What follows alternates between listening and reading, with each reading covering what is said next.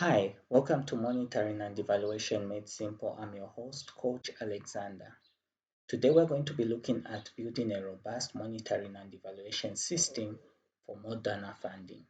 Okay, so just before I start this, I want to let you know that when you have a good monitoring and evaluation system in your organization, it becomes very good in the eyes of donors, okay? And we are going to talk about that briefly. I'm not going to talk about how it's going to be, how you build it, but more like I'll just be giving you some tips of how it should be done and why it should be done. So let's get started with it, shall we? Okay, so why is this important? Why is a good M&D system important? A robust M&D system? Well, first of all, it builds trust with donors, okay? Because when a donor sees that your M&D system is taken seriously, they'll also take you seriously because that's where all the information comes from on the implementation of projects and programs. Then it builds transparency. You see, stakeholders want to be able to know what is really happening. So now the only way you're going to be doing that is through your M&D system because that's where information comes out. So especially the donors, they are critical about this. So they want to see what exactly is happening and they want to make sure that whatever you are reporting is actually connected with what is actually happening on the ground. Then it also demonstrates an organization's commitment to achieve results.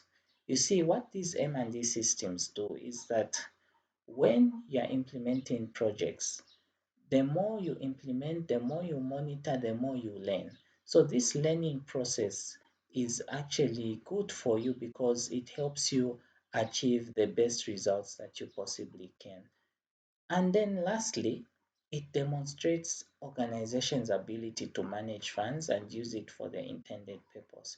When you have a strong M&D system, it also shows that you're able to track, monitor how these resources are being utilized. And that's what donors want to see.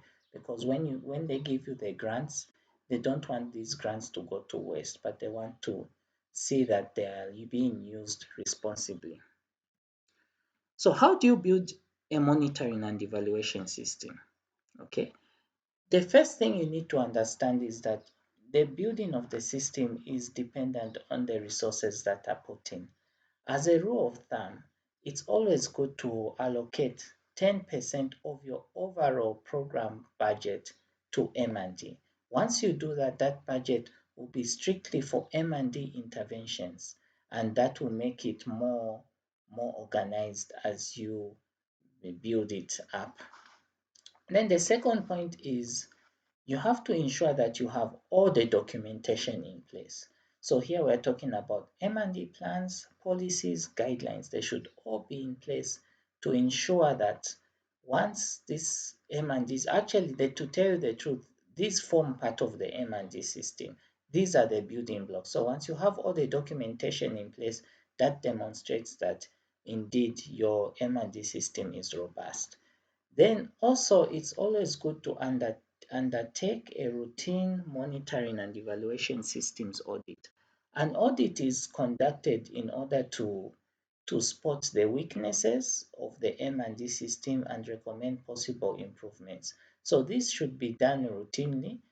Perhaps the ideal way to do this is doing it every once a year because doing that will help you know the weaknesses, improve on them, and better your implementation of M&D interventions.